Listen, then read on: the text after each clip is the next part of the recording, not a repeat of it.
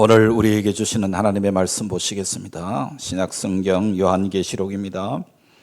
요한계시록 1장 4절에서 8절까지 말씀 보겠습니다.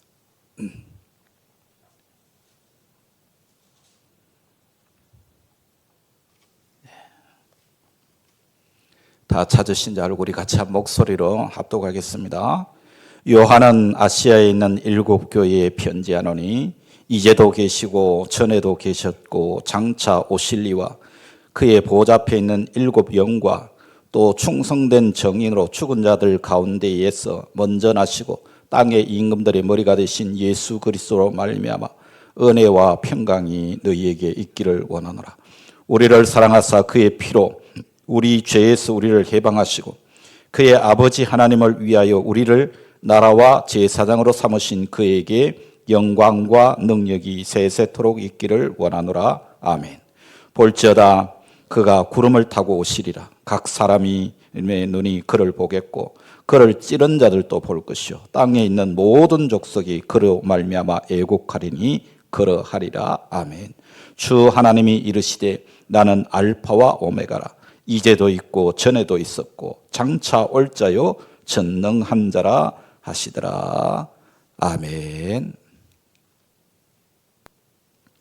할렐루야. 오늘 또 복된 성일 예배의 자리에 나온 우리 성도 여러분들을 주의 이름으로 축복합니다. 좌우 옆 사람 앞 뒷 사람 인사하겠습니다. 사랑합니다. 축복합니다. 오늘 또 예배의 자리에서 만나게 된 것을 감사합니다. 우리 성도들 가운데 지금 아프신 분들이 굉장히 많아요. 그래서 여러분들 위해서 기도하시면서 그 아픈 분들을 위해서 일일이 이름을 불러가면서 기도해 주시기를 당부를 드립니다. 주일 낮 시간에 지난 시간부터 요한계시록의 말씀을 여러분들과 함께 보고 있는데요. 이제 오늘 두 번째 시간이죠. 요한계시록은 다른 성경과 마찬가지로 예수님이 주시는 예수 그리스도에 관한 계시의 말씀입니다. 그러니까 복을 받을 자들은 그 말씀을 읽고 듣고 지키는 자들이라 하는 것을 우리가 지난 시간에 보았습니다. 자, 1절에서 3절까지는 요한이 왜 요한계시록을 기록하고 무엇을 기록하고 있는지를 써놓았습니다. 그래서 진짜 편지의 서론이 이제 4절부터 시작되는데 요한계시록은 전체가 7 교회에 보내는 편지입니다. 그래서 4절부터 이제 요한은 편지의 서론으로 들어가는데 4절과 5절 상반절까지가 편지의 인사말이고 그리고 5절부터 하반부 6절까지가 하나님을 찬송하는 내용이고 그리고 7절과 8절은 요한계시록의 전체 주제가 나오는 것을 보게 됩니다. 자, 오늘 본문 말씀 가운데서 8절 말씀을 여러분 다시 한번 읽어보겠습니다. 나는 알파와 오메가라. 이제도 있고 전에도 있었고 장차 올 자요 전능한 자라 하시더라. 자, 여러분 헬라어 알파벳은요 24자가 되어 있는데 그 첫 글자 알파벳의 첫 글자가 알파입니다. 그러니까 첫 번째 문자죠. 마지막 24번째 문자가 오메가라고 합니다. 그러니까 알파와 오메가는 헬라 문자의 시작과 끝을 의미하는 단어입니다. 하나님이 알파와 오메가라는 이 말씀은 하나님이 세상을 시작하셨고 하나님께서 이 세상을 마무리하실 것이다 그 말입니다. 그러니까 하나님의 주권 아래 있는 이 세상을 알파와 오메가라고 그렇게 말씀하고 있는 것을 보겠습니다. 자, 먼저 인사말을 한번 보겠습니다. 먼저 4절과 5절을 보시면 요한이 편지의 인사말을 당시 사도들이 썼던 편지의 인사말과 동일한 형식으로 그 말씀을 쓰고 있는 것을 볼 수 있는데요. 당시의 사도들은 일반적인 편지 형식의 인사말로 누가 누구에게 편지를 씁니다. 그렇게 쓰면서 거기에 기독교적인 의미를 부여하는 그런 구절을 추가했죠. 예를 들어서 여러분 많은 서신들마다 다 그렇게 되는데 에베소서의 사도 바울이 어떻게 인사말을 썼는지를 보시면 아마 이 사도 요한의 편지 인사말이 쉽게 공감이 될 겁니다. 에베소서 1장 1절 2절 말씀 한번 읽어봅시다. 시작. 하나님의 뜻으로 말미암아 그리스도 예수의 사도된 바울은 에베소에 있는 성도들과 그리스도 예수 안에 있는 신실한 자들에게 편지하노니 하나님 우리 아버지와 주 예수 그리스도로부터 은혜와 평강이 너희에게 있을지어다. 자, 여기 보시면 누가? 바울이 누구에게? 에베소에 있는 성도들과 그리스도 안에 신실한 자들에게 편지를 보낸다 그럽니다. 그러니까 바울이 성도들에게 인사하면서 어떤 축원을 하고 있습니까? 하나님 우리 아버지와 주 예수 그리스도로부터 은혜와 평강이 너희에게 있기를 바란다. 그렇게 축원하고 있는 것을 보게 되죠. 자, 오늘 본문 4절 5절 다시 한번 볼까요? 같이 읽어보겠습니다. 요한은 아시아에 있는 7교회에 편지하노니 이제도 계시고 전에도 계셨고 장차 오실리와 그의 보좌 앞에 있는 7영과 또 충성된 정인으로 죽은 자들 가운데서 먼저 나시고 땅의 임금들의 머리가 되신 예수 그리스도로 말미암아 은혜와 평강이 너희에게 있기를 원하노라. 우리를 사랑하사 그의 피로 우리 죄에서 우리를 해방하시고. 자, 여기서 보시면 요한은 누구에게 편지를 합니까? 수신자가 누굽니까? 아시아에 있는 7교회라고 되어 있죠. 그리고 어떤 축원을 합니까? 성부 하나님과 성자 하나님과 성령 하나님으로부터 나오는 은혜와 평강이 너희에게 있기를 원한다. 이게 지금 사도 바울의 인사말과 거의 형식이 똑같다고 볼 수가 있는 것입니다. 자, 이렇게 이 편지는 사도 요한이 썼고 아시아의 7교회에 보내지는 것입니다. 당시 소아시아에 있는 골로새 교회를 비롯해서 다른 교회가 많았는데 굳이 7교회라고 그 숫자를 7에 맞춘 이유가 지난 주일날 말씀을 드렸죠. 당시 히브리 사람들이 숫자에다가 어떤 특정한 개념을 부여했는데 7이라는 숫자는 전체를 의미하는 겁니다. 완전하다는 의미를, 충만하다는 그런 의미를 가지고 있는 숫자가 7이라는 숫자입니다. 그래서 요한이 소아시아에 다른 유명한 교회들도 많이 있는데 굳이 7교회의 편지를 쓴 것은 그 7교회뿐만 아니라 모든 시대, 모든 지역을 초월한 전체 교회에 편지를 보낸 것이다. 그런 뜻입니다.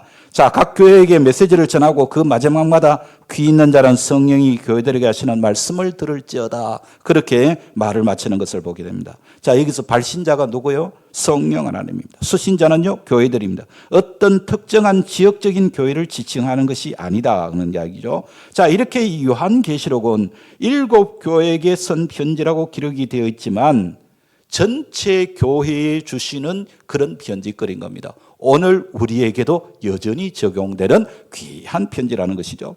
이 7이라는 숫자의 개념은 원래 창세기에서 나왔죠. 여러분 아시는 대로 하나님께서 이 천지 만물을 6일 동안 창조하시고 7번째 날 안식하셨는데 이 안식의 수 완전수라는 개념에서 나온 겁니다. 그러니까 하나님께서 7번째 날에 안식하셨다라는 것은요, 쉬었다라는 의미보다는 창조가 완성되고, 그리고 완성된 창조 안에 하나님께서 모든 피조물 위에 왕으로 등극하셨다는 그런 의미죠. 그런 완성의 의미에서 7교회는 전체로서의 완성된 교회를 의미하는 것입니다. 마찬가지로 이제 앞으로 보게 될 7인이나 뭐 7나팔이나 7대접이나 그런 의미에서 7이라는 숫자를 요한계시록에서 많이 보게 될 텐데요. 이 7은 완전하다는 것을 의미한다는 것을 여러분 기억하시면 좋겠습니다. 이 요한계시록의 7교회에 관한 이야기가 먼저 등장하는 이유가 뭐냐면 교회가 세상을 심판하는 심판의 기준이 되기 때문입니다. 그래서 교회는 세상을 심판하는 기준으로서 존재하는 것이 교회라는 것을 우리가 기억해야 됩니다. 그러나 대부분의 사람들은 교회에 담겨 있는 이 의미를 모르고 있습니다. 그저 모여서 교회에서 예배 드리고 교제하고 좋은 일 하면서 살아가면 된다 생각하는데 그러나 그건 종교단체일 뿐입니다. 결코 그것은 교회가 될 수 없는 것이죠. 그러한 교회는 세상에 망할 때 함께 망한다는 것을 여러분 기억해야 됩니다. 여러분 세상에 존재하는 교회 위상이 뭐라고 생각하십니까? 교회가 어떤 위상을 가지고 이 세상 가운데 존재해야 될까? 존재의 의미를 여러분이 잘 아셔야 됩니다. 교회가 가장 교회다운 모습이 어떤 모습이고 교회가 어떻게 존재할 때 교회가 교회로서의 위상을 드러낼 수 있을까? 여러분 생각해 보셨습니까?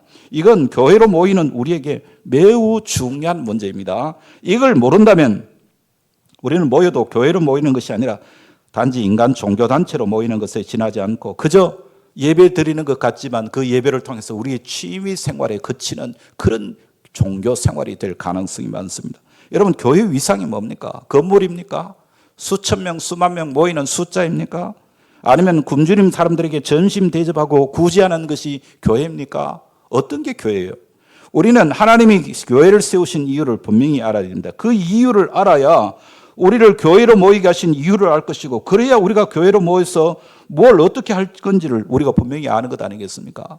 그래서 이 교회의 의미를 우리가 요한계시록을 시작하면서 다시 한 번 더 여러분이 생각해 볼 수 있는 시간이 되기를 바랍니다. 하나님이 왜 교회를 세우셨는가를 알기 위해서 먼저 이스라엘을 선택하신 하나님의 의도를 알 필요가 있습니다. 하나님이 이스라엘을 선택하신 이유는 이스라엘을 통해서 세상을 심판하기 위한 것입니다. 예. 여러분, 이스라엘을 세우심으로 말미암아 상대적으로 세상의 죄를 드러내시는 것이 하나님이 이스라엘을 선택하신 의도였던 것입니다. 따라서 세상에서의 이스라엘의 위상은 세상의 부정적인 모습을 드러내는 것입니다. 그러니까 교회의 사명이라는 것이 이게 얼마나 중차대한 것인지 모릅니다. 세상은 이미 어둡습니다. 빛이신 하나님이 보실 때는 죄악의 세상이 어두울 수밖에 없죠. 그래서 죄악의 세상은 하나님께 미움을 받을 수밖에 없고 그 죄악의 세상은 하나님께로부터 심판을 받을 수밖에 없는 그런 어두움을 드러내고 그 어두움을 드러내는 것을 감당해야 되는 것이 뭐냐면 이스라엘이라는 나라였습니다. 이스라엘을 통해서 이 세상 가운데 어둠의 세상이 어떤 것이며 하나님께서 그 이스라엘을 통해서 어둠의 세상을 어떻게 다스리시는가를 보여주시는 것이죠. 그런데 이스라엘이 그 역할을 감당하지 못했습니다. 세상과 똑같은 모습으로 삽니다. 그러면서 우리는 선택받은 민족이다. 그러면서 어깨에 힘만 주고 다녔습니다.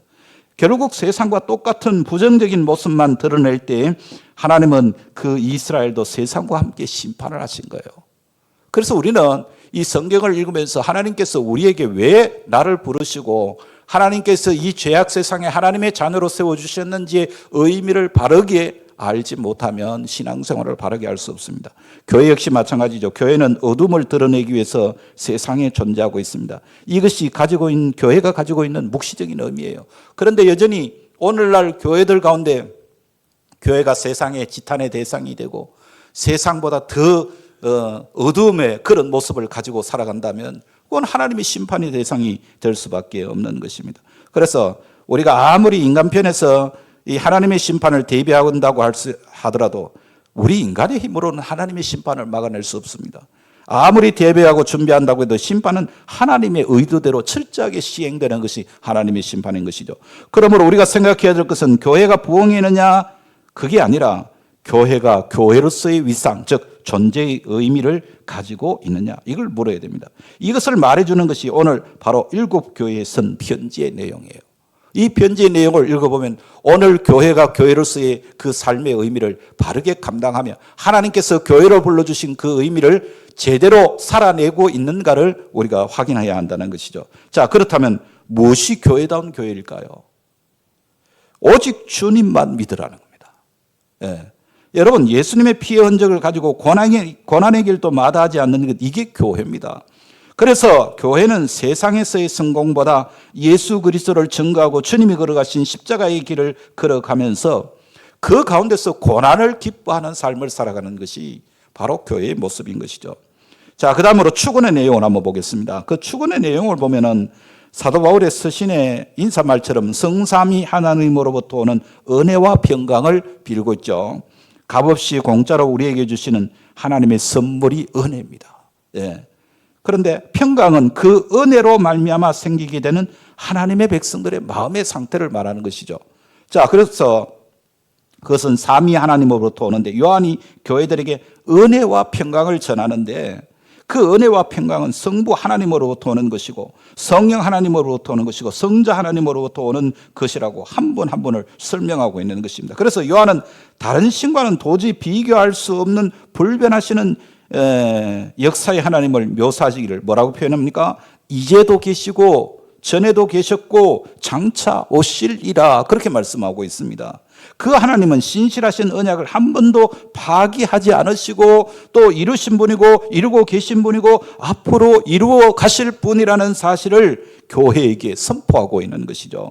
현재도 물론 계시지만 계속 존재하시는 상태를 우리에게 말씀하는 것입니다. 그래서 하나님은 영원성을 지니고 계신 분이다. 그러니까 우리가 지금 예수 믿고 믿음으로 살면서 교회를 세워가는 이 일에 우리가 당하는 고난과 혹은 힘들고 어려운 일들이 우리에게 다가올 때 낙심하지 말라는 말이에요. 좌절하지 말라는 말입니다. 예. 그러면서 평안을 잃지 말라고 하는 것이죠. 이 땅에 있는 어떤 대적도 하나님의 백성들을 빼앗아갈 수 없다. 지금 여러분을 괴롭히는 마귀의 세력이 대단해 보이지만 곧 멸망할 것이다. 그러니 지금 현실을 보면서 실망하지 말고 낙담하지 말고 역사의 주인 되시는 하나님을 바라보라, 그 말입니다. 예. 아울러 고난과 환난을 이길 뿐만 아니라 현재에도 역동적으로 우리에게 역사하시고 전체 역사를 주관하시는 절대자 하나님은 실패하지 않는 분이므로 우리에게 약속된 영광과 기쁨과 평안을 지금 미리 맛볼 수 있으니 그것을 누리라는 겁니다. 예. 자, 여기서 요한계시록 22장 말씀을 한번 보겠습니다. 22장 5절인데요. 같이 한번 읽어보겠습니다. 다시 밤이 없겠고 등불과 햇빛이 쓸데없으니 이런 주 하나님이 그들에게 비치심이라 그들이 세세토록 왕노릇하리로다. 자, 우리는 분명 천국에서 세세토록 왕노릇한다는 것입니다. 그런데 성경은 지금 이 땅에서도 우리가 왕노릇하고 있는 중이라는 말씀이 있습니다. 요한계시록 20장 6절 말씀 한번 보겠습니다. 시작. 이 첫째 부활에 참여하는 자들은 복이 있고 거룩하도다. 둘째 사망이 그들을 다스리는 권세가 없고 도리어 그들이 하나님과 그리스도의 제사장이 되어 1000년 동안 그리스도와 더불어 왕노릇하리라. 아멘. 1000년은 지금 교회 시대를 말하는 겁니다. 나중에 이제 가서 교회와 지금 교회로 사는 저와 여러분이 사는 이 시대를 1000년이라고 말하는데 나중에 요한계시록 말미에 가서 1000년 왕국을 설명할 때 다시 이 말씀을 상세하게 말씀을 드릴 시간이 있을 것입니다. 그러니까 저와 여러분이 지금 1000년 왕국의 삶을 우리가 누리고 있는 중이라는 이야기죠. 그러니까 예수님이 태어나실 때 여러분 기억하시죠? 천사들이 왕이 나셨도다 찬양을 했습니다. 왕이. 그러나 그 왕이 세상에 어떻게 사셨습니까? 그분은 모든 순간을 메시아로 사신 것입니다. 그분은 그 일을 위해서 모든 권세를 다 하셨습니다. 그런데 세상에서는 어떻게 보였습니까? 실패한 메시아로 보인 거예요. 예. 그러나 그분은 왕입니다. 왕은 이미 모든 것을 가진 자가 왕 아닙니까? 그러므로 사람을 억압하고 압제하는 왕은 그건 진짜 왕이 아니죠. 어떻게 진짜 왕이라면은 백성들에게 억압을 하고 힘든 일을 감당하게 하고 고통을 주겠습니까? 진짜 왕은 관용과 자비를 베풀고 또 포용하고 감사하고 사랑하는 것이 진짜 왕 아니겠습니까? 우리는 예수님처럼 그런 왕으로 부름받은 자들이고 천국에서도 그런 왕 노릇을 하는 자가 되어야 한다는 말이에요.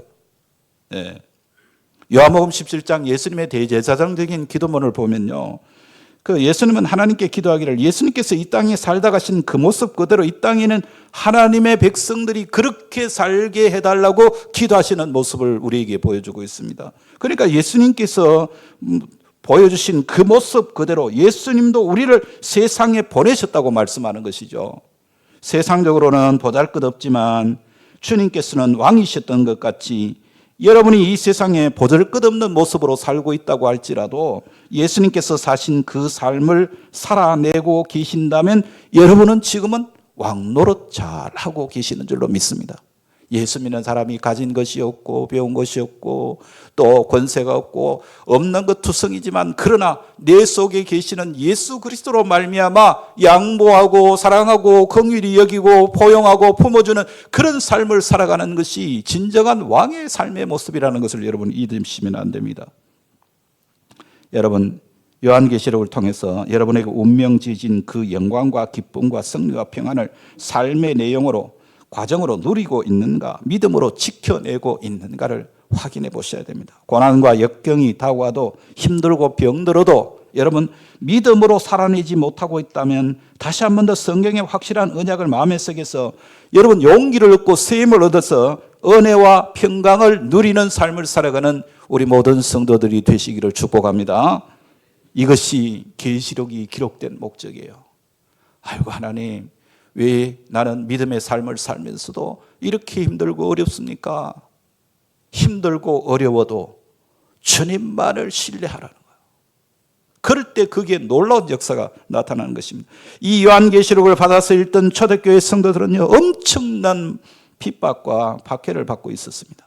힘겨운 핍박과 고난에 겁을 먹고 자신감을 잃고 있던 그들이 이 요한계시록을 받아서 읽다가 그의 보좌 앞에 있는 7영 즉 성령과 예수 그리스도로 말미암아 은혜와 평강이 임했을 때 그들은 교회가 교회되게 하는 것은 인간의 힘으로 되는 것이 아니라 성령의 능력으로 되는 것임을 깨닫고 우리는 이렇게 약하지만 하나님은 반드시 이루어내신다는 이 확신을 가지고 안도의 숨을 쉬며 믿음으로 승리하는 삶을 살았던 거예요. 이게 그리스도의 평강입니다. 그리스도인들이 누려야 하는 평강의 삶인 것이죠. 여러분의 삶 속에 지금 견디기 힘들고 도저히 이겨낼 수 없을 것 같은 그런 산적해 있는 많은 문제들이 있다면, 그래서 도저히 더는 못 견딜 것 같은 그런 좌절에 빠진 분이 혹시 있다면, 여러분, 우리 안에 사시는 분은 성령 하나님이라는 것을 다시 한 번 더 확인하시기 바랍니다. 내 안에 계시는 분이 누구라고요? 성령 하나님이십니다. 내가 예수 그리스도를 구주로 믿기 시작한 그 이후부터 우리와 함께 하시는 분이 하나님이십니다. 성령께서 세상 끝날까지 우리와 함께 하시겠다고 친히 약속을 해주셨습니다. 우리는 그 언약의 말씀을 붙들고 지금 살아가고 있는 것이죠. 그래서 여러분, 성령께서 우리의 삶을 책임져 주시는 줄로 믿습니다. 우리의 신분이 그렇게 존귀한 자가 되었다는 것을 확신하시기를 바랍니다. 그렇다면 지금 우리에게 닥친 모든 상황과 환경과 조건들은 다 우리를 천국으로 데리고 가는데 필요한 것들이라는 것을 믿어야 되는 것입니다. 우리는 보호자 앞에 7명, 즉 성령 하나님의 인도하심을 받아 천국으로 향하고 있는 순례자들입니다. 그분이 계속해서 우리를 조명하고 계시고 힘을 주고 계시고 여러분을 응원하고 계시는 줄로 믿습니다. 그래서 여러분, 힘내시기 바랍니다. 낙심하지 마시고 좌절하지 마시고 원망불평하지 마십시오. 초대교회 성도들이 성령 하나님이라고 하는 이름만 들어도, 보호자 앞에 7 영이라는 말만 듣고도 그렇게 평강을 얻었다면 저와 여러분도 똑같은 평강 안에 거해야 하는 줄로 믿습니다. 주님, 이 평강을 나에게도 주옵소서. 이 평강을 놓치지 않게 하여 주옵소서. 주님이 주시는, 성령께서 주시는 평강을 놓치지 않는 하나님의 백성 되게 하옵소서. 아멘. 자, 6절 말씀 보겠습니다. 다시 같이 읽습니다. 그의 아버지 하나님을 위하여 우리를 나라와 제사장으로 삼으신 그에게 영광과 능력이 세세토록 있기를 원하노라. 아멘. 여러분은 예수님 생각하면서 그 큰 십자가의 은혜를 생각하면서 감격합니까? 우리가 사순절을 지나고 있는데 이 사순절은 경건의 절기잖아요. 십자가의 은혜를 묵상하면서 그 십자가의 은혜를 따라서 우리가 그 삶을 살아가는 자입니다. 이 신자는 하나님께서 우리에게 행하신 일 때문에 감격해서 울고 그 하나님의 뜻대로 살지 못해서 안타까워서 회개하는 심령으로 우는 자들이어야 합니다. 예. 우리 신앙의 선배들은요, 그런 울음으로 찬송을 부르고 그런 울음으로 하나님 앞에 기도하며 살았던 것입니다. 사도 요한이 이 요한계시록을 쓰면서 얼마나 많은 감격스러운 찬송을 하고 있는지 모릅니다. 여러분, 오늘 본문을 비롯해서 무려 5군데에 북받치는 감격을 표현하고 있는 것을 보게 되는데, 그런데 그 감격이 점차적으로 점진적으로 그 찬송이 커지는 것을 보게 됩니다. 6절에서는 어떻게 말합니까? 영광과 능력 2가지만 나열하죠. 복음을 설명해 나가면서 그 감격이 점점 커져서 동원할 수 있는 단어를 다 동원해서 이제 크게 찬양하겠는데, 7장 12절 여러분 한번 보세요. 7장 12절. 이르되 아멘, 찬송과 영광과 지혜와 감사와 존귀와 권능과 힘이 우리 하나님께 세세토록 있을지어다. 아멘 하더라. 여러분, 정말 이 요한이 하나님의 그 감격적인 그 은혜가 너무너무 커져서 표현하기를 뭡니까? 아멘, 찬송과 영광과 지혜와 감사와 존귀와 권능과 힘이 우리 하나님께 세세토록 있도다. 이렇게 찬양하고 있는 것입니다. 그렇습니다. 우리는 하나님을 찬양하기 위해서 구원받은 자들입니다. 거듭난 하나님의 백성들은 늘 하나님을 찬송하며 살아야 되는 것이죠. 만일 우리 가운데 하나님을 향한 찬송은 나오지 않고 지금 어려운 상황 때문에 하나님에 대하여 원망하고 있다면 여러분은 아직 그 복음의 은혜를 누리지 못하고 있는 겁니다. 하나님께서 왜 우리에게 찬양받기를 원하실까요? 우리를 너무 사랑하시기 때문에. 성경 전체에 흐르는 하나님의 약속이 뭡니까? 나는 너희의 하나님이 되고 너희는 나의 백성이 되리라. 이게 하나님의 언약입니다. 하나님은 우리를 너무 사랑하셔서 우리의 마음을 다하여 감사와 사랑과 감격으로 부르는 찬송의 소리를 들으시려고 우리를 구원하시고 또 우리를 지금도 양육하고 붙들고 계시는 것입니다. 그래서 하나님께서 지금도 너희들은 내가 베푼 은혜에 얼마나 감격하며 찬송하고 있느냐를 물으시는 것이죠. 그 사랑이 이 땅에 예수 그리스도의 피로 나타나는데 하나님의 아들이신 예수 그리스도를 죽여서 그 피를 우리의 죄의 대가로 삼아 주셨다면 우리는 십자가를 바라볼 때마다 그저 무덤덤하게 바라볼 수가 없는 것이죠. 그래서 6절에 우리를 나라와 제사장으로 삼으셨다 그러는데 이게 과거 시제입니다. 이미 완성된 것이죠. 그리고 5절에 보면 우리를 사랑하사는 헬라의 아가파오입니다. 현재 시제입니다. 그 사랑은 지금도 계속되고 있고 영원히 계속될 것이라는 겁니다. 왜냐하면 예수 그리스도의 그 사랑과 영광과 능력은 세세토록 영원하기 때문인 것입니다. 그분은 알파요 오메가이십니다. 모든 만물이 그분으로부터 시작되었고 모든 만물은 그분에 의해서 심판받고 태워질 것입니다. 역사의 시작이며 역사의 종결자이신 예수 그리스도 안에 저와 여러분이 들어가 있는 줄로 믿습니다. 그분은 모든 것을 있게 하신 분입니다. 그분은 처음부터 나의 인생 전체를 주관하고 계시는 분인 거죠. 그에게 영광과 능력이 세세토록 있을지어다. 아멘 하고 도장을 꽉 찍었어요. 예. 그러니까 우리는 아멘, 우리도 아멘, 아멘 하면서 그 말씀을 붙들고 우리는 힘을 내야 되는 것입니다. 자, 7절을 읽어보겠습니다. 볼지어다 그가 구름을 타고 오시리라. 각 사람의 눈이 그를 보고 있고 그를 찌른 자들도 볼 것이요 땅에 있는 모든 족속이 그로 말미암아 애곡하리니 그러하리라. 아멘. 자, 여기서 우리가 주목할 말씀은 그가 구름 타고 오시리라. 각 사람의 눈이 그를 보겠다는 말씀입니다. 만민이 볼 수 있도록 구름 타고 오신다는 것입니다. 믿음이 있는 사람만이 아니라 그를 찌른 자들도 본다는 것입니다. 그러니까 많은 사람들이 이 말씀에 대해서 의심하는 것은 시공간의 제한을 받고 있는 인간의 사고로 바라보기 때문에 아니 지금 미국쯤에 오시면 한국에 있는 우리는 주님이 구름 타고 오셔도 보지 못할 것 아닌가 이렇게 의심하는 분들이 있더라고요. 여러분 하지만 다시 오시는 우리 주님의 육신은 우리 인간의 몸처럼 시공간의 제한을 받는 몸이 아닙니다.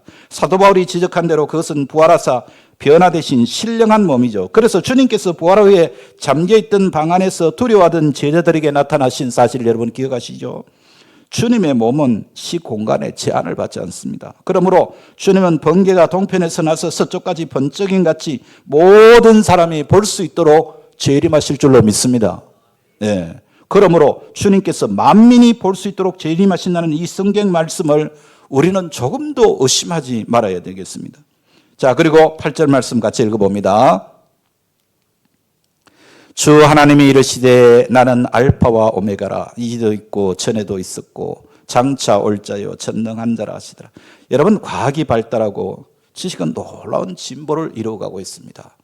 우리 인간의 인류의 기원을 모르고 4, 5세기를 두려워하는 그런 유한한 인간일 뿐입니다. 아무리 과학이 발전하고 세상이 변한다고 해도 우리 인간은 유한한 존재입니다.